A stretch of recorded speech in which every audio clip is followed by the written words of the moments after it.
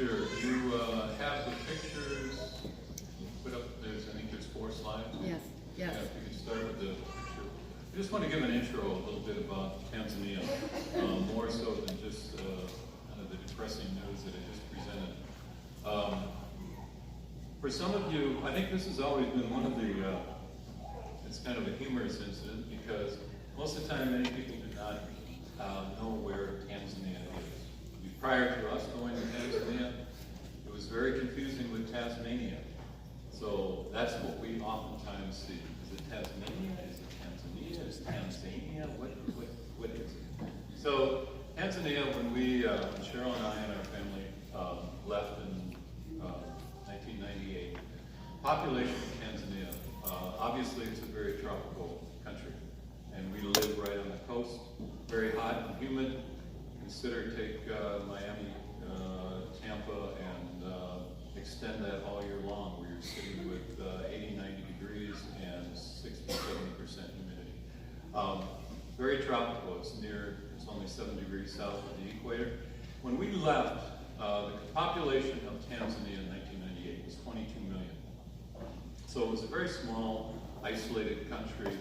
A lot of people think of East Africa, and they almost always think of Kenya as kind of being the main hub of the East African area. But what's happened over the years, and this is not just for Tanzania, it's for many of the other developing countries as well, is that there's been many, we've gone through HIV and AIDS, we've gone through malaria. Many of the healthcare programs that, especially the US, EU, have brought in have definitely saved, and along with immunizations for children as well. So you see this huge population of young people that have been taken, or the healthcare programs have increased so dramatically that the population is now increasing dramatically. So today, the population has gone from 22 million, 21 years later, it is 66 million. And 70% of the population is under the age of 18. So what you have done, what has happened, and this has happened in many developing countries in Africa, is that you have provided great healthcare programs, but now you have a population that needs to be educated, it needs to be fed, it needs to be opportunities for economic development. All these new problems are coming, and those are much more, even though they're just as complicated as the medical ones. How do you bring Africa, basically, if you take a look at this, expanding this to all 52 countries, and you see the same population growth going on, it's an immense continent that is going to have a big bearing in the future of this world. Second picture, what do we do there? We started the church. I went there under the Lutheran Church auspices, back in 1998, was with ELCA for 2 years. We were thinking we were just going for 1 year, how things change. We came back for a short time, and then we went back, and we've been able to come back basically each summer, especially for our children to stay and keep in contact with relatives and family. But the church was one of the main things that we started, and this was part of an organization. Our church is mostly multi-denominational. It's very international. It includes very Pan-Africa as well. So we have people from all over and many different backgrounds of religion and beliefs. But the common is we do have a common theme. Our church was founded on Acts 42, which is basically 4 basic principles of what does a church look like. And for our church, reaching out to the community has always been a very important part. Women's Bible study was always led by my wife, Cheryl, and that has been a huge impact into the growing of our church.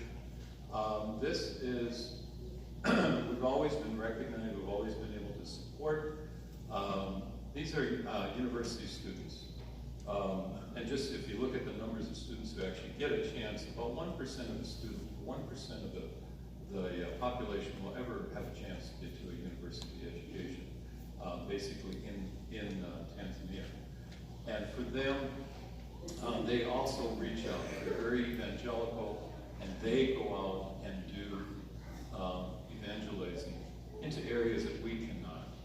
It's into the heartland of basically the tribal areas where you have a great deal of witchcraft, and also the Muslim areas, which is a very huge part.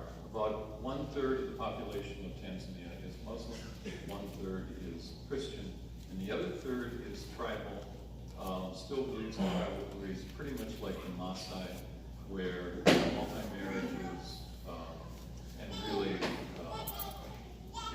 non-believers, and very much based on witchcraft and black magic. So this is just a ceremony, or when they came, they came and shared. They always share twice a year where they have gone and how they've outreached into the country. It's always a very important day for our church. The next slide is the other part that we have been involved with is about 10 years ago, I started an NGO called TANSEL, Tanzania Student Achievement Organization. So when I first went to Tanzania as a pastoral counselor and working with the schools, and I worked it evolved into university counseling, career and university counseling, and that was what I was doing through the international schools there, because they were able to basically pay us to be able to stay there to do this.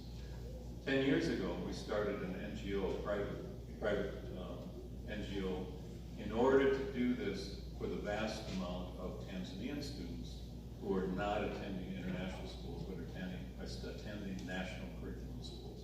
They have very little chance to ever get out of the country to be able to get an education. The university education level is very poor.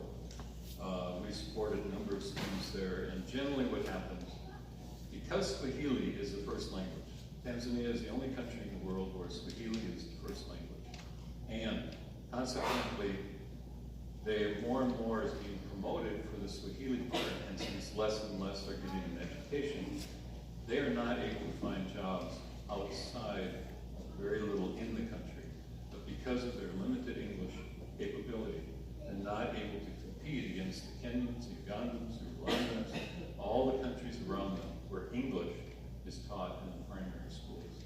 So when somebody's looking to hire somebody, an international company comes in and they're looking for an educated population, Tanzania is kind of at the bottom of the list because most of the time their English is very poor.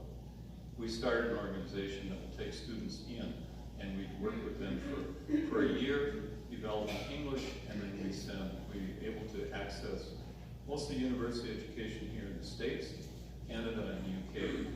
And so our goal is to be able to send students out of the country in order for them to come back and be highly educated and employable in major jobs and make a difference for other students as well. And that's what you see as a number of students here, a number of people who are working in our office as well. Same picture as the next one. Obviously Christmas time. And yes, so this is what we do. This past year we sent about 50 students on full scholarship here in the US to universities, and then we sent students also into Canada, UK, for a total of about 200 Tanzanian students. And yes, in normal situations, most of those students happily want to come back to be with family in Tanzania, to be able to make their livings, to make a difference. Economies are the problem. Vast amount of economic problems that exist in these countries right now, and we're hoping that we really pray that can make an impact, because they need educated individuals to make a difference in the future for these countries. So that's a little bit about my background. Let me get back to the text for today.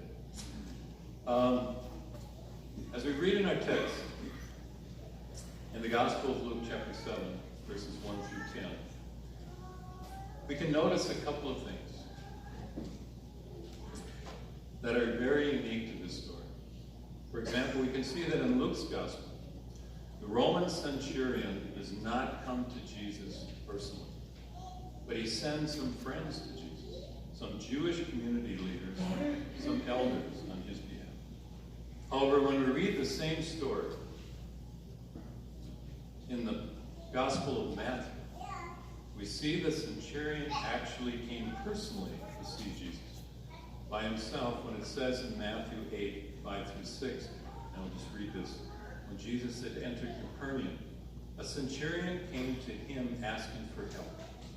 Lord, he said, my servant lies at home paralyzed, suffering terribly.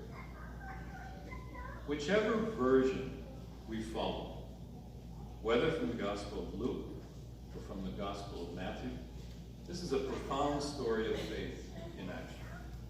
The life of an early Jesus follower for us to look at. Because through a chain of events, all based on good works leading to goodwill, the Roman centurion's slave is eventually healed by Jesus. And this happened amazingly through the faith of the Roman centurion, that Jesus could heal without Jesus actually even touching the slave. Let us look more closely at this story and see how humility and servanthood produce such amazing healing results. The first person that we are introduced in our story is a centurion. And we may ask, who and what is a centurion? The centurion was an officer in the Roman army who was in charge of 100 men. Thus the basis for the word century, meaning 100 in reference to the number of years. At this time in history, Rome did not have any soldiers in Galilee, where this story takes place. But the king, King Herod, was known to employ Roman soldiers, kind of like mercenaries, to work for him and to police the cities. So the story goes on to say that this certain Roman centurion had a slave who became very sick.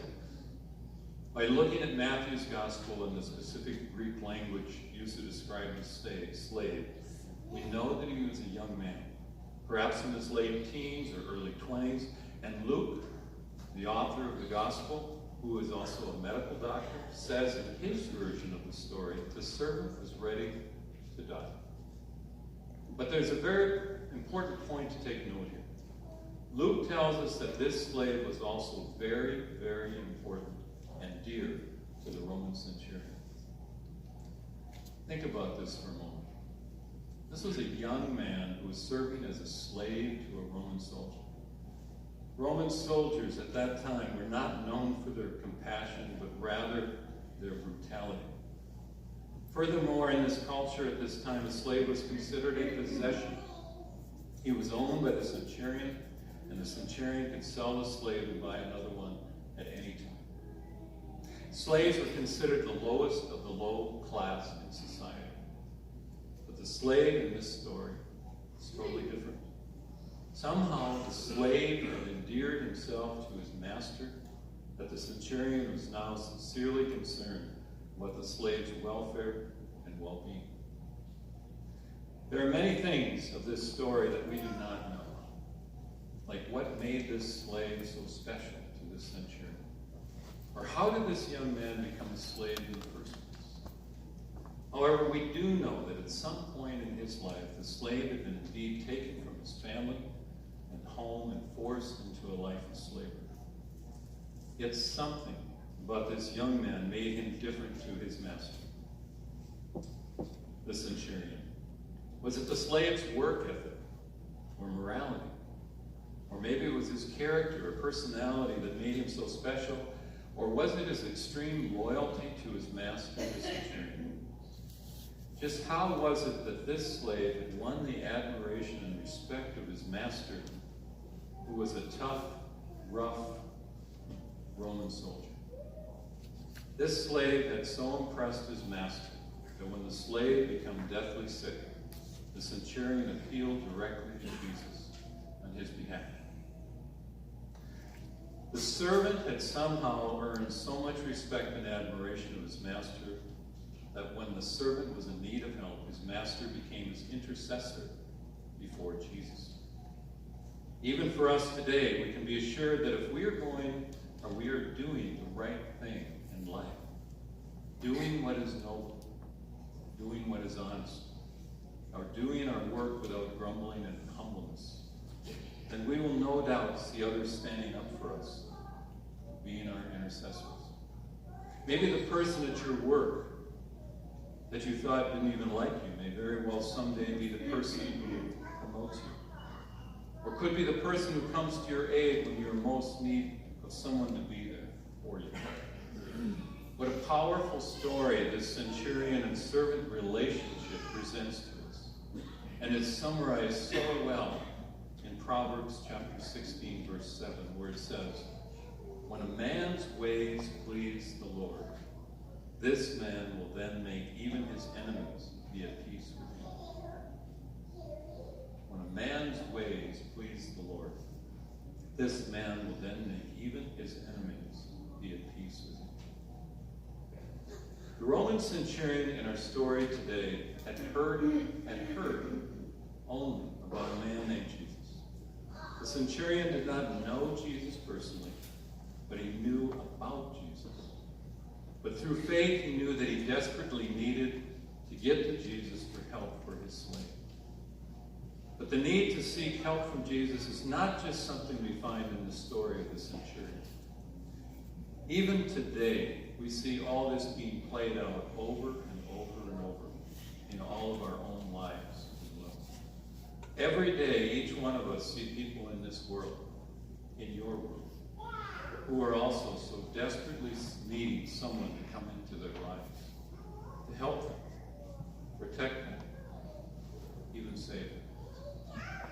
Through this story today, we are being reminded that we have a role in this world, and that our mission is to get the word out to everyone we know that Jesus is alive and well, and is indeed working not only here at this church, or whatever church you may attend, but even more importantly, Jesus can be seen through each one of your lives as well.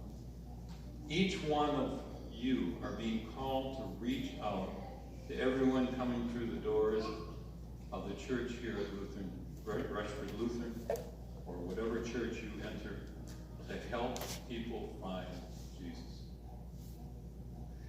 In verse 3 of our text for today, the Roman centurion says that he had heard about Jesus, so he sent the elders to Jesus, and they pleaded with Jesus to come and heal the servant. Amazingly, the Jewish community leaders were willing to go to Jesus on the behalf of a non-Jewish, non-Christian Roman soldier. It doesn't add up. Just as the centurion's intercession for the servant says much about the kindness and nature of the servant, the Jewish elders' intercession for the centurion says much about the kindness and nature of the Roman centurion as well. So much so that the Jewish elders immediately and forcefully began to make their case before Jesus as to why Jesus should heal the centurion's servant. And in verse 5, they say to Jesus, "For he, the centurion, loves our nation and has built us a synagogue." He was a Gentile, a non-Jew who had truly exemplified servant leadership and had earned the love and respect of the Jewish community. And now these Jews are ready to be his advocate, to stand before Jesus and plead for him to help the centurion's slave. When you consider the animosity and the hostility between Gentiles and Jews at this time in history, and in particular between the Roman soldiers and the Jewish citizens, it is an amazing thing to see the Jewish leaders acting as intercessors for the centurion. This didn't just happen by chance. But their intercession on the centurion's behalf is the result of what the centurion had been doing for the Jewish community for many, many years. In the Gospel of Matthew's story, we learn that the centurion had built a Jewish synagogue out of his own money. The story leaves little doubt that goodwill and love can overcome even racial and cultural differences. And this same love in God can cover up a multitude of sins otherwise that are being committed. As we read on in our text, Jesus hears the elders and then starts to go to the centurion's home. But then just before Jesus gets to the centurion's house, the centurion sends out some friends to tell Jesus, "Lord, do not trouble yourself, for I am not worthy that you should enter under my roof. Therefore I do not even think myself worthy to come to you." The centurion knows that for Jesus to come into his house, it could cause much trouble for Jesus. The house of a Gentile, a non-Jew, was considered unclean. And to go into the house of a Gentile would then make the Jewish man who entered it unclean as well. It appears that Jesus was prepared to go into the centurion's house, but the centurion sends out his friends to Jesus in the message instead by saying, "But say the word and my servant will be healed." This Roman centurion did not have a seminary degree. He was not schooled in theology. He had not sat and learned at the feet of the great Jewish teachers of the day. But this centurion knew one thing. He knew something about authority. The message from the centurion continues in verse 8 where he says, "For I am also a man placed under authority, having soldiers under me. And I say to one, 'Go,' and he goes, and to another, 'Come,' and he comes. And to my servant, 'Do this,' and he does it." The centurion may not have known much about theology, but he knew something about the power someone has when they speak with authority. And based upon what the centurion had heard about Jesus, he was totally confident that the word of Jesus, just the word of Jesus, carried authority and power. The centurion fully believed that all Jesus had to say was say the word, and his servant would be healed. When Jesus heard the statement of this Roman centurion, he marveled at the centurion's faith.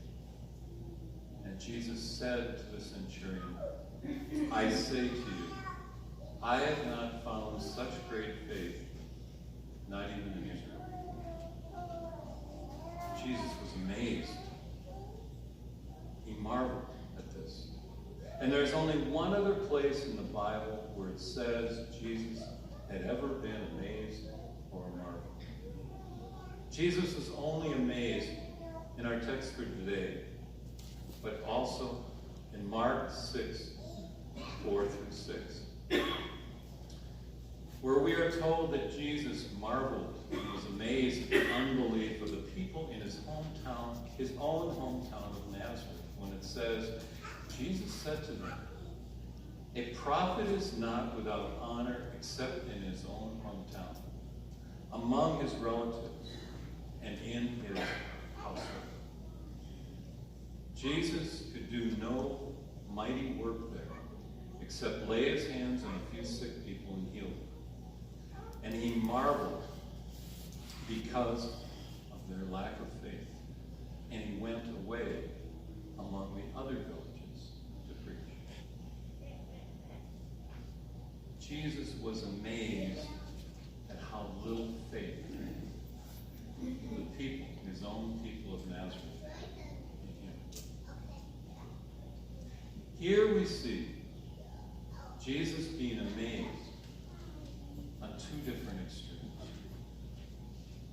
At one end of the spectrum, Jesus is amazed at the faith of the non-Jewish Roman centurion in our text for today. And at the other end, Jesus is amazed and marveled at the lack of faith among the Jewish people of his very own hometown of Nazareth. The two extremes are rather obvious, and both are related to faith in Jesus. Either the lack of faith or the unquestionable real faith of the Roman centurion in the story for today.